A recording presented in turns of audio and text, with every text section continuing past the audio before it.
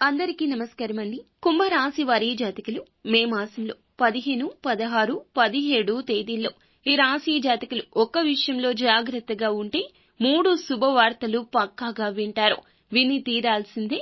ఇది మీ గ్రహస్థితి.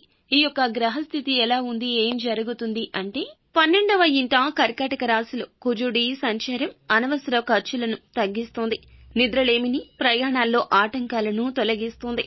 కుజుడు తన చతుర్థ దృష్టితో మీ తృతీయ స్థానమైన తులారాశి చూడడం వల్ల మీలో శక్తి పెరుగుతుంది. కానీ మీరు చేయాల్సింది ఏమిటంటే తోబుట్టువులతో వాదనలకు దిగవద్దు.